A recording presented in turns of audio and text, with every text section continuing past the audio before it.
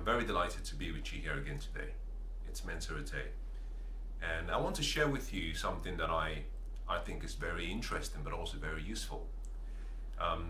We've heard the saying that you should live your life like every day was your last day.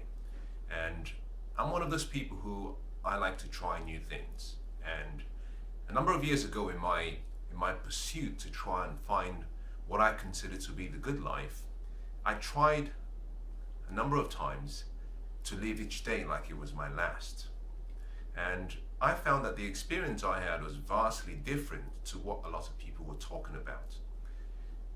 Steve Jobs said, if you live your life on the basis that every day was your last day, certainly someday you might be right.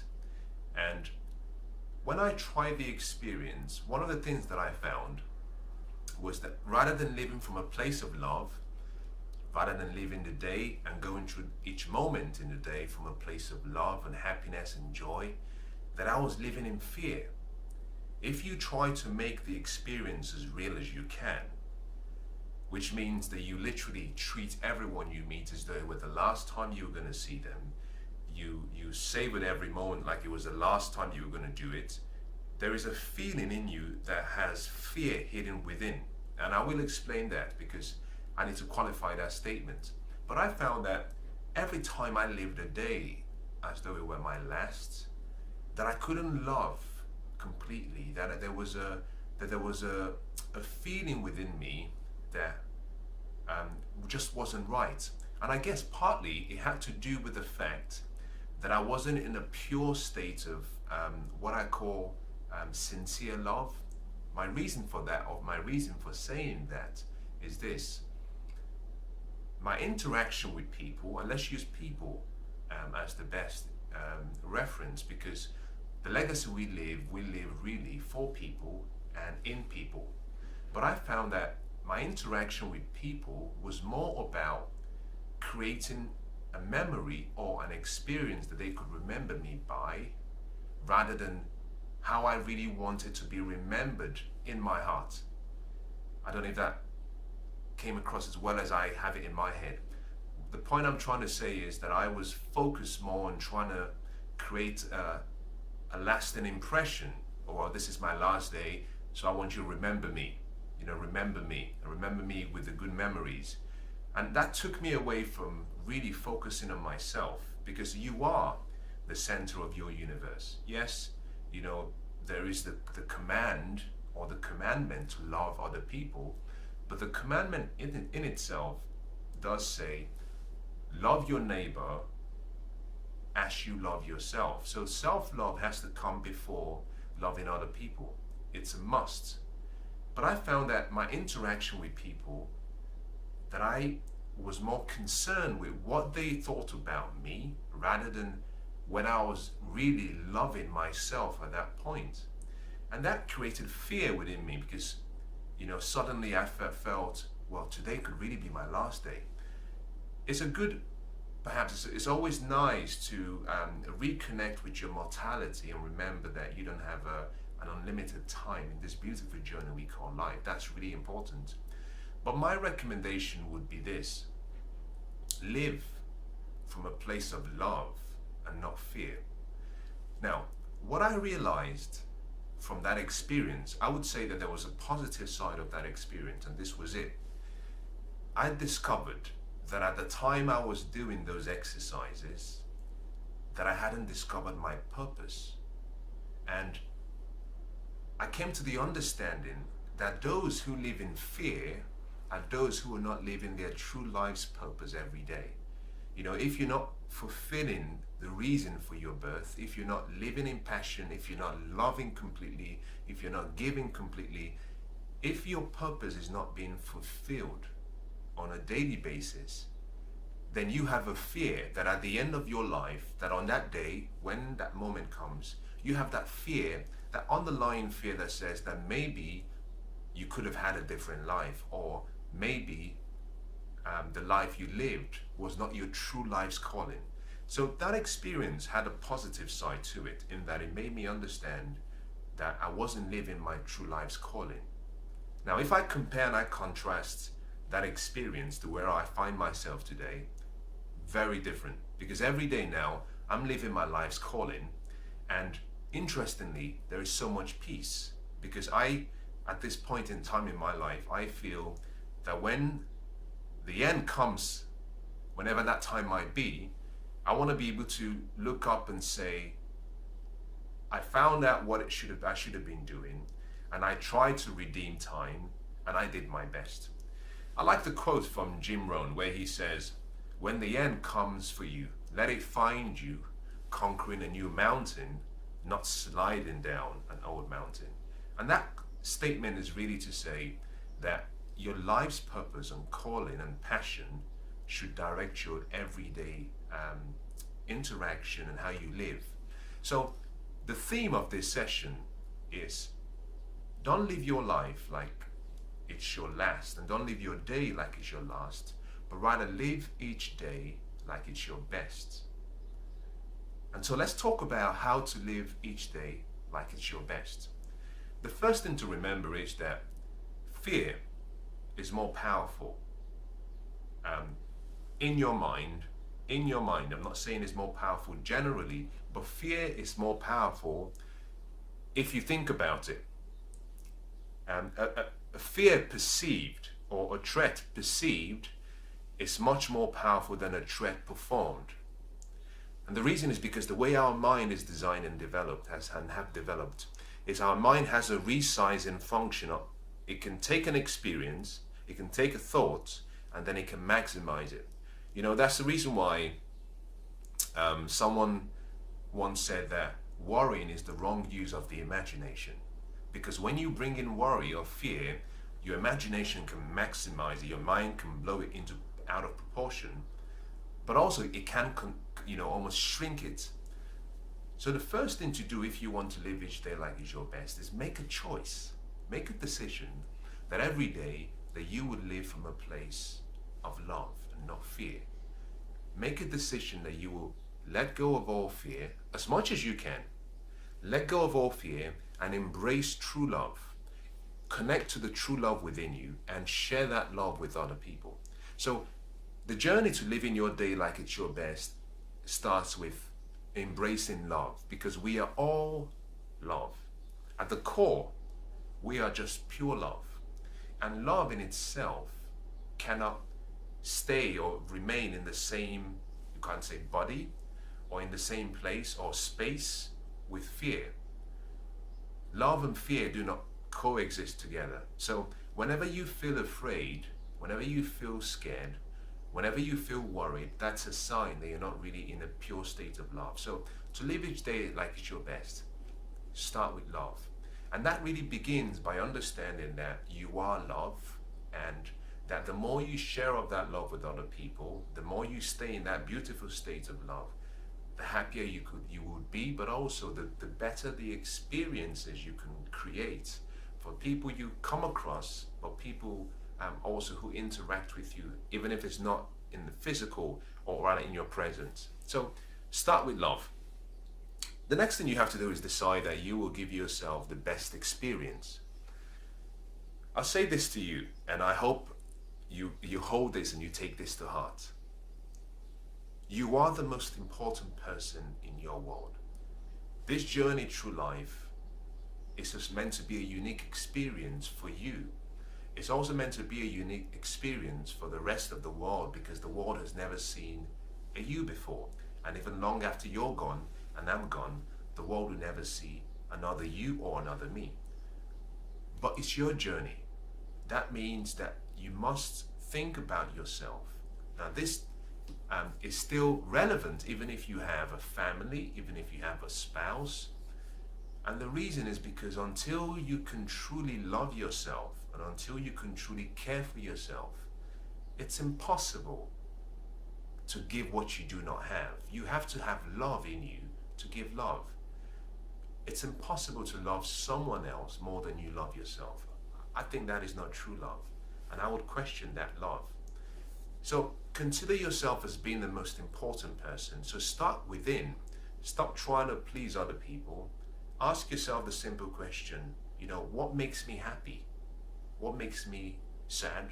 How can I eliminate the sadness? How can I bring in the happiness? Because when you're in a pure state of happiness, then you can positively influence other people. Now, there are 4 strategies that I would love to share with you, because if you've listened to any of my previous teachings, I'm really all about strategy. It is my intention and my hope that you find some inspiration or motivation, and that is good, but my intention is not really to inspire you. I hope that comes.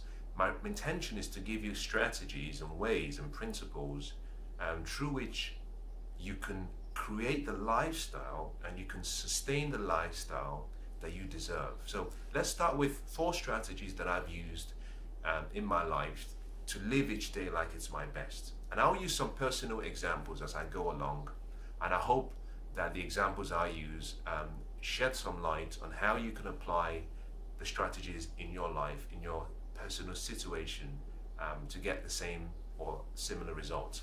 Now, the first strategy is simply live now. That's very basic, but live now. You see, what we call life is a collection of experiences. Life is a collection of experience. Every day is a collection of moments. What you call 24 hours is simply a collection of so many moments that add up to make one day.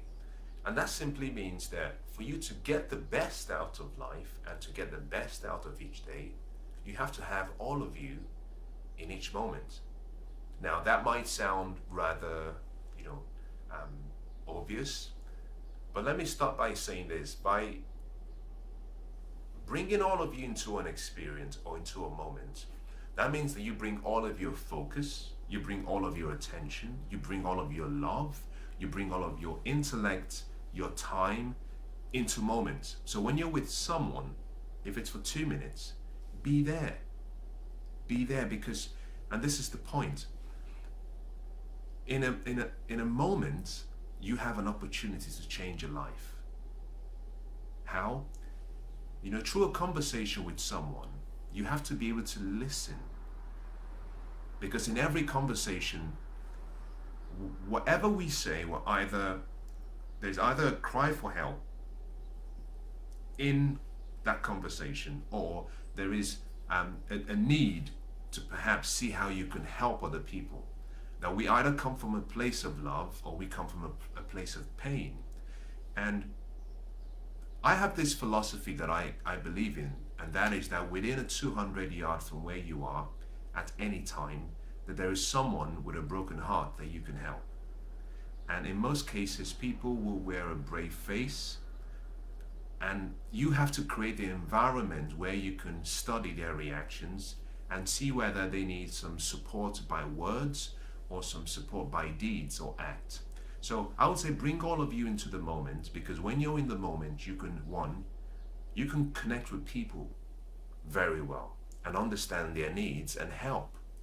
Number 2, when you bring yourself into the moment, you can receive what they're trying to give you. Because sometimes some people are trying to give you, they're trying to give their love. And to keep the circulation going, you have to receive it. Sometimes, and I did this for so long, you're with someone, you're in a moment, you're with people, but you're somewhere else in your mind. You're somewhere else, and that means your focus is broken, it's divided, your attention is fragmented, your love, your presence is somewhat scattered all over the place because you're not there. Decide to live now. Living now also means this. It means live today. What we call life is a combination of our past, our present, and our future. You don't have to worry about the past. It's gone. You don't have to live in fear for not knowing what the future holds, the uncertainty about the future, because it's yet to come. All you will ever have is now, which means all you can do is live now. You have to live now. You have to see life as being in the present moment. The past is gone and never will come back. Whatever you do, however you go on your knees and pray, chant incantations, the past is gone. It's a check that has been cashed. never going to come back. It's gone. The future, on the other hand, is yet to come. No matter how much you wish for it to come, it has its time, it has its season.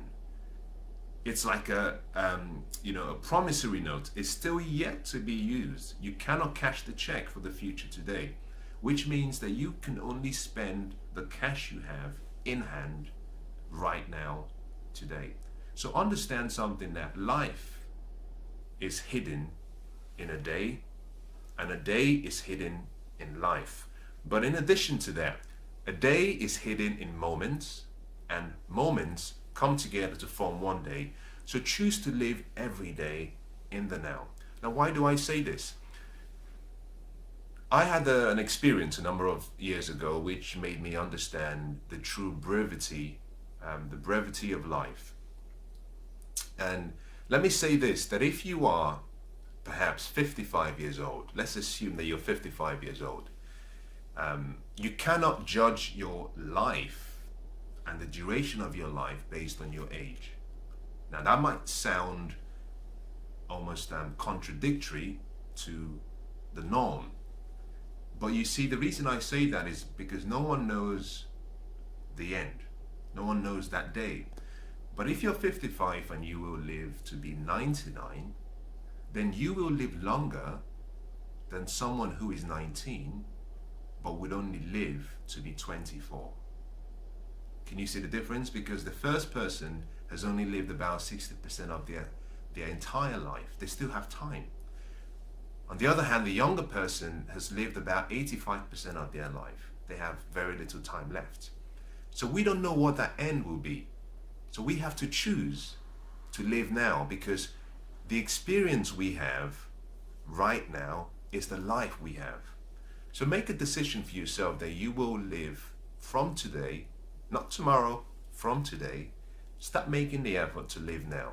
Love now, give now, cry now if you want to. Let the future worry about itself. Let the future worry about itself. Let go of the past. If you've had perhaps a challenging past, and we all have, recognize something, that your past will never be the same as your future, only by choice. Because in between your past and your future are decisions and choices you can make. You make the right choices and the right decisions, there's a change. You don't have to live your life like you've lived in the last 5 years.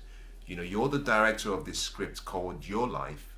You can tear everything out, you can get a new blank piece of paper, and you can rewrite the whole script. It's your choice. But make a decision to live now. Now, the second strategy and the second principle you can follow is to live on purpose. What does this mean? Well, let's start by asking the question, what is purpose? Well, purpose has to do with reason. The word purpose is the word why. The word why comes from having an understanding about the reason for life. Now, if you want to live on purpose, this simply means that everything you do should have a purpose. Now, the purpose can be to have fun, that's okay. The purpose could be to celebrate someone else's life, yes. The purpose could be to serve other people, yes. The purpose could be to live your life's calling, yes. But everything you do should have purpose. Now, this is what my favorite book says. It says that for everything under the sun, there is a time. There is a season, and for every season there is time.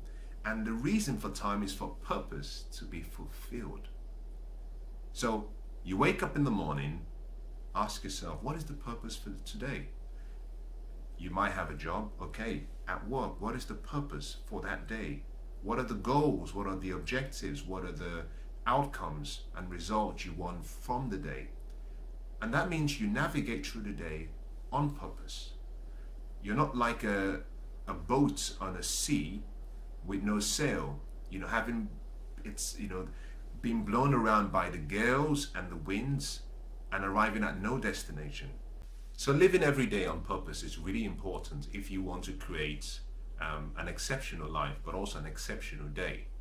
Now, we've talked about a day on purpose. I've just talked about it very briefly, but there is a much bigger part to living on purpose, and that is living your true life's purpose. I believe that each and every one of us is unique. I don't just believe it, I know. How can I be so sure?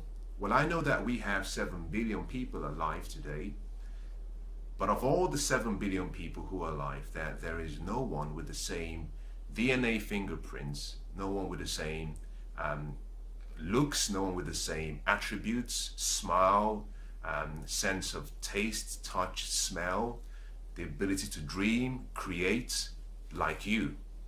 And there is no one like me. That we're all unique. And the reason for our uniqueness is because there is something special that we're here to do. I believe that we are individually solutions here in the world, and you can't have a solution without a problem. So we're here to solve a problem for the world, for the people we care about, but also for the generations to come. I believe that all of us, we have a purpose for our life, and that we find fulfillment and true fulfillment when we are living our true life's purpose. If you're watching this right now, that's a sign that you're still alive. You can only see this because you're still alive. That means that, what you're here to do is not finished. You still have an unfinished business to do here on earth, and that your purpose is unfinished. And so I believe that one of the ways to live the day like it's your best is simply to live your life's purpose, live your true passion, live your true calling. Allow your gifts, your skills, your abilities to be used to make either your world better, but more importantly, to make the world a better place. The third strategy, once you've been able to go through the first and the second, is to understand that you have to live through your words. Now, what do I mean by that, and what does that mean? There is power in spoken words. There is power in spoken words. Words create life. Words are not just ideas that come out from you. Words create life. One author said it this way. He said that the tongue is like the rudder of a ship. And I believe that your life and my life today has been formed and fashioned by what we've spoken with our mouths. Now, we've created the life we have through our words. The reason is because a thought is powerful. We all understand that. We even know that a thought is in many ways even faster than the speed of light. That a thought creates everything that we see. We know that as a man thinks in his heart, or as a woman thinks in her heart, or as a mind thinks, so are they. We know that the way you think creates how or influences how you feel. How you feel decides the actions you would take. The actions you take, when repeated consistently, will create and fashion your habits, and your habits will form your character, which will decide your destiny. So we understand all of that. But we have to go a step further beyond just having a thought. And that is simply that a thought remains in you. When the same thought comes out of you and is expressed in written form or spoken form, we call that a word. So spoken word or a written word. Now, words are so powerful, and I like to read, and I don't consider myself to be a theologian. I don't consider myself to be a scholar. I don't even consider myself to be a great reader. But I like to read books, and the more I've read books, the more I've been fascinated with the description used in books. And one of the things that fascinated me the most was when I read the Bible, it says that God describes himself as the Word, that he loved words so much that he called himself the Word. And the more I looked into it, I understood that everything that he did And this is if you read the Bible, but also if you read the Quran. The first sections of the Quran, I discovered that the more I read, that there was nothing that I could see that described or was evidence of what God did that he didn't do with words. That everything he did and achieved, he spoke. That everything he did, just imagine this, let's just put to one side what you believe in, whether you believe in that book or believe in a different book. I just find it fascinating that everything he said he did in his book, as documented, he did by speaking. And he says we are created in his image, which means that we can speak things into existence. And this is the point I'm trying to make. I believe that with words, that when you speak a word, that you choose the thoughts you have, you select the thoughts that you want to create and keep alive. Why is living in your words important? Because your words can change people's lives and can change your life. If you've ever tried self-talk, then you know how important words are. Affirmations, you understand how words are.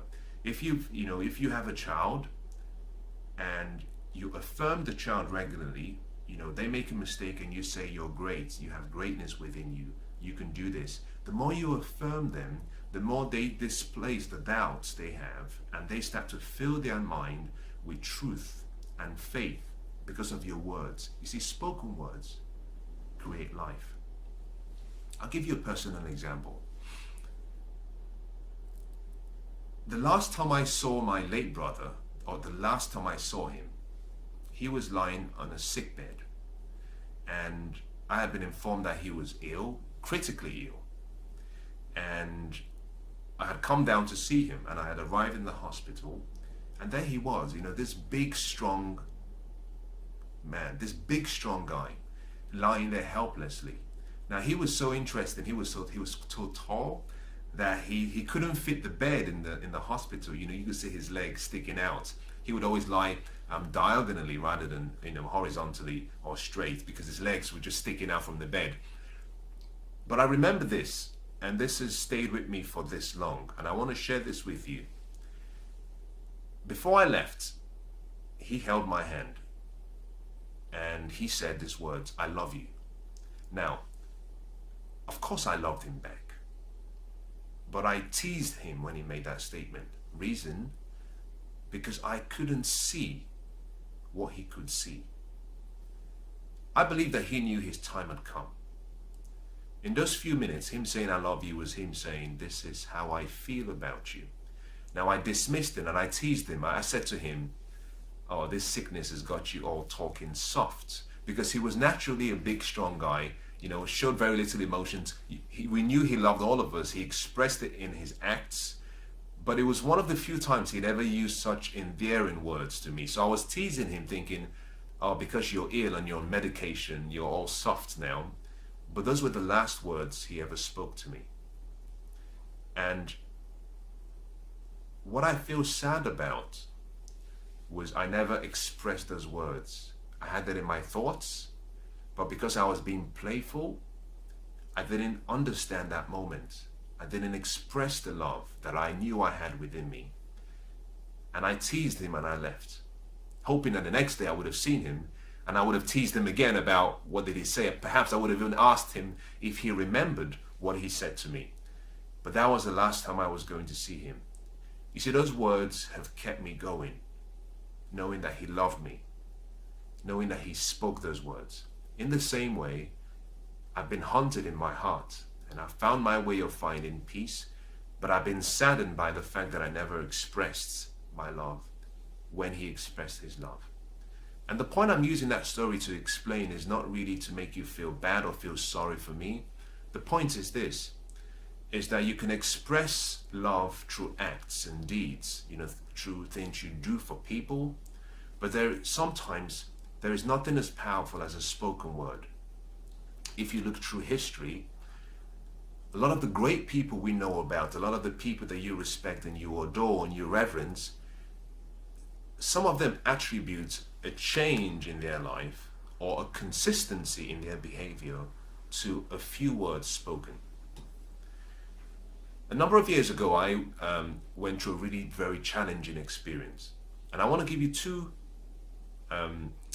references, using myself again, of two turning points in my life, radically changed my life. The first had to do with something my father said to me. I'm going through what I consider to be the most challenging experience that I had ever been in. I'm naturally born, I would say, tough, mentally, emotionally, physically, but I had come so close to depression. But also, I was away from my family. I was all alone in a country. I had no one. I felt as though I was struggling to make ends meet. I felt as though my dreams were imploding within me. I felt that every decision I make was a failure, that I had failed, and I hadn't got control of my mind. My mind was wandering across every single wrong decision or action I had taken. I felt really low. I was so close to getting into a state of depression. And one evening, I called my father. And I was silent because I couldn't speak. I just rang him, but I couldn't speak. And after exchanging some initial greetings, he said to me, he asked me this question, are you happy?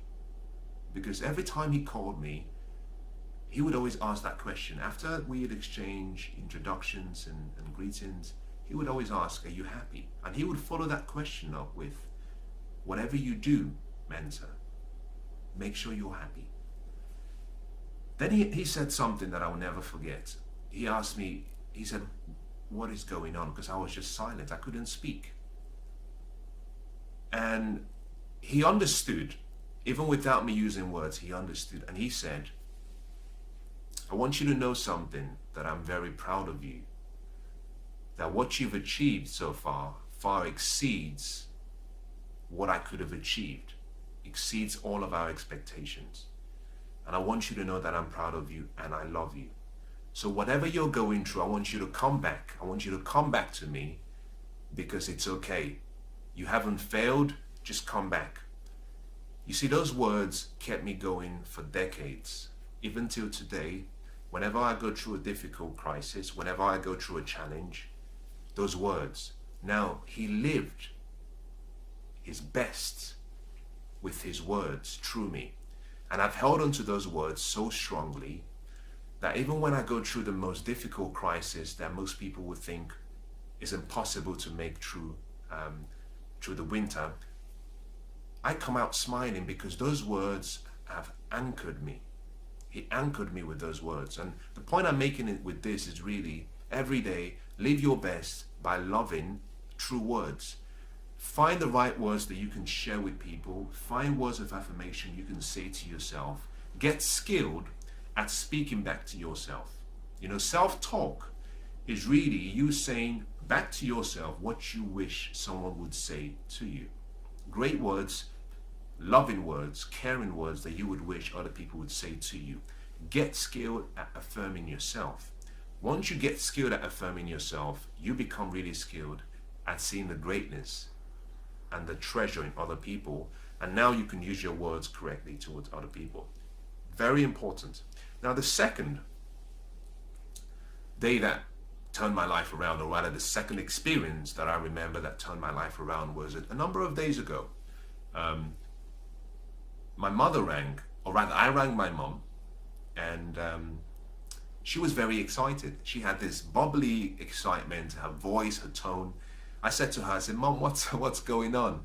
What's up? You sound really excited. And she said, I am. Before then, I had spent a few weeks with her, about a 2-3 week period. You know, I went and I said, okay, I'm going to let you, let us bond, let us stay together. And she cared for me so well. And this was after I had departed. And I said to Mom, I said, why are you so excited? And she said something that I don't think I would ever forget. And I think these are words that every son and every daughter and everyone would want to hear. She said, I am the happiest mother in the world and alive today, and I am very fulfilled. She said, you and your younger brother have made my life fulfilled. I am very happy that I feel as though I've lived a good life because of you, and that my life has meaning because of you. And I was quiet for a while, and you know, all of the treasures in the heavens and all of the treasures on the earth, I wouldn't exchange it for those words, because you see, those words gave me life. But she was living her best through her words. And I know that so many days from today and so many years from today, that I would look back on those words and I would hold on to those words, because they would take me through the winter again, should it come.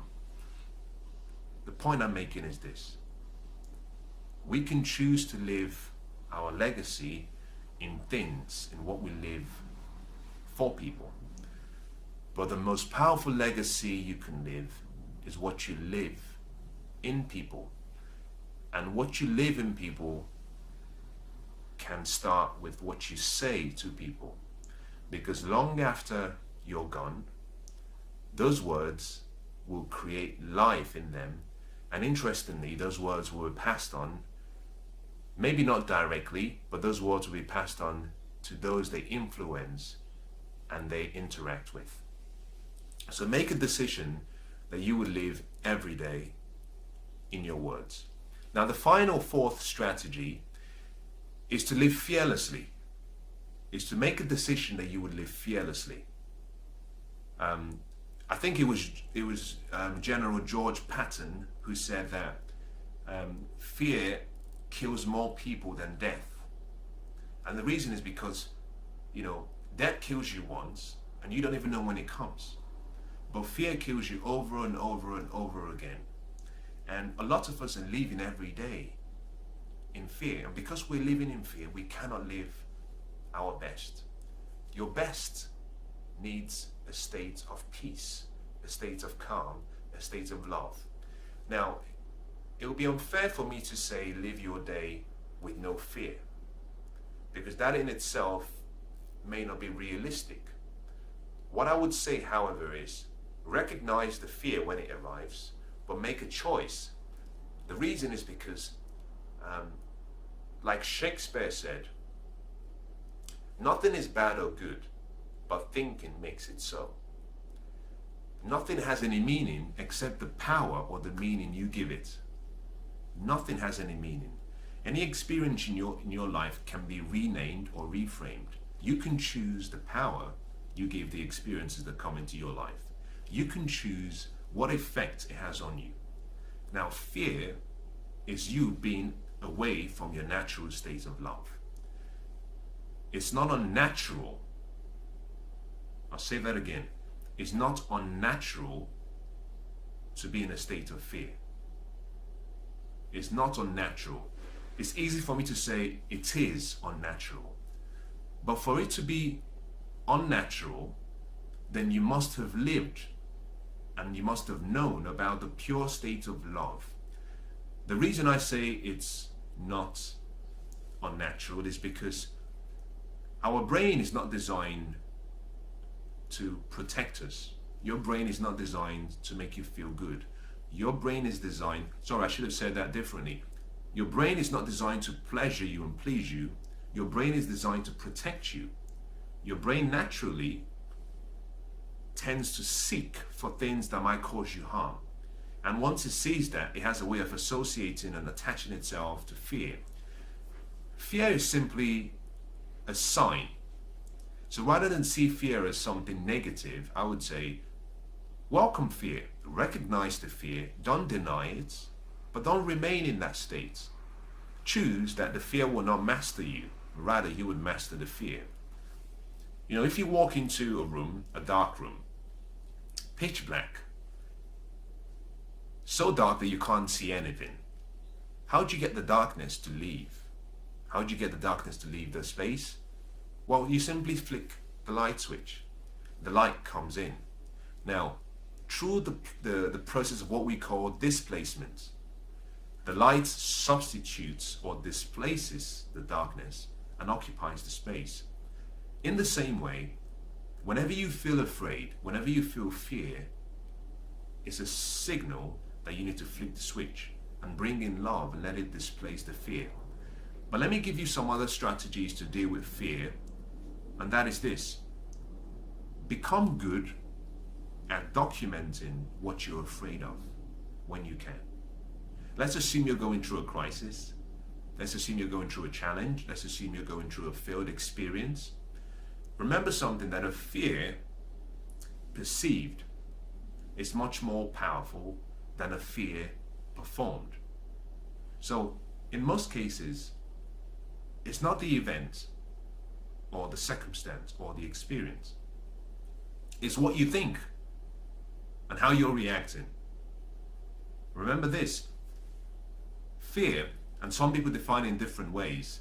Some people say fantasized experiences appearing real or false evidence appearing real. It doesn't really matter what you choose to call it. Let's just call it fear. That simply means that there is an unknown. There is something you don't know, or there is something you're not sure of.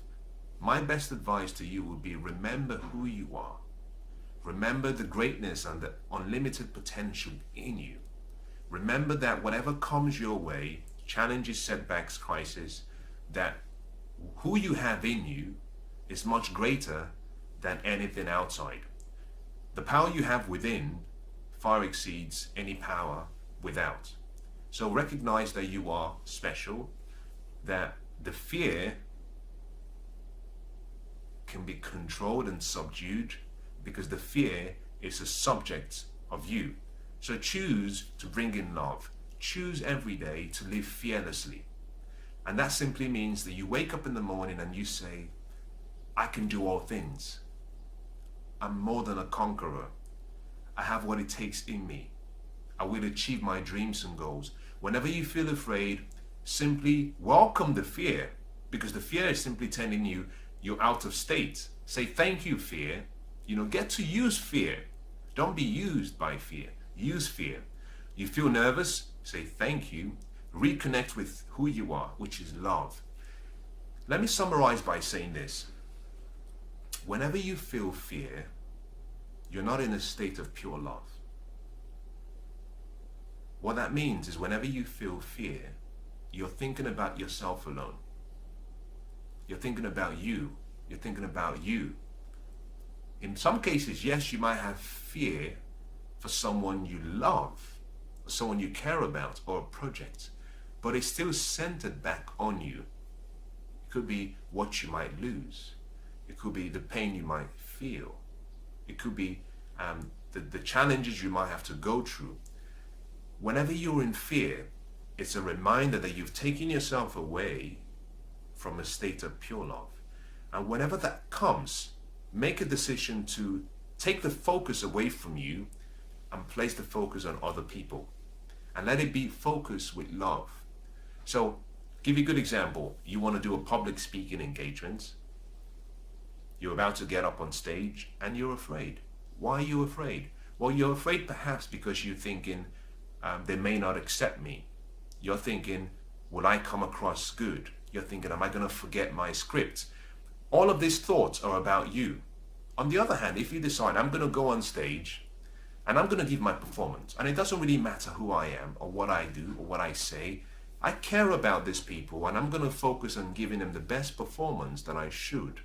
And I'm not going to let my ego, I'm not going to let this fear come in between me giving them what I believe can change their life or what I believe can make a difference. So take the focus away from you and place it on other people. Interestingly, this is quite strange. What is the best way to get love? The best way to get love is not to receive love. The best way to get love is to give love. If there's something you want in your life that you do not have, whatever that thing is, give it to other people. Because it's a law of life. It comes back to you and it always comes back in many more returns.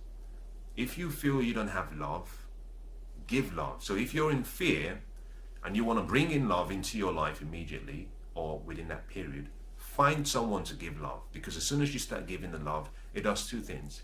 It distracts you from your focus. It takes your focus from the fear and moves your focus towards someone else with love.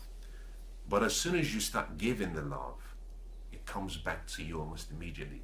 The best way to experience love is to give love.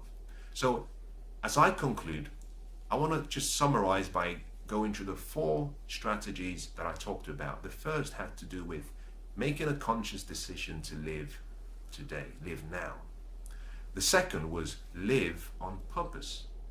Decide that every day you will live your true life's purpose, but you will live every day purposefully, with passion, with inspiration, with excitement. The third is live every day through your words. Don't just perform acts. Say things. If you see someone on the streets, you like their dress, tell them. If you see someone in the shop, you like the way they've served you, say it. Because one word could be all that that person needs to hold on to. They could be going through a crisis, and through just one word, you can save them. The fourth is to live fearlessly. And you do that by choosing to live in love. And the best way to live in love is to give love. I hope this has been quite helpful. I want to wish you the best. I want to say that you are much more than a conqueror, that you are, you're far beyond what you think about yourself, that you have much more to give the world. And I want you to make yourself a promise that every day you would try to live the life that you deserve. Don't live in fear. Don't live your day like it's your last day. Decide to live your day like it's your best. And even if you have days when you have off days and you don't live every day like it's your best, that's okay. The intention is what matters. Get yourself back on the horse, make changes, and the next day, try and make a difference. I wish you the best. God bless.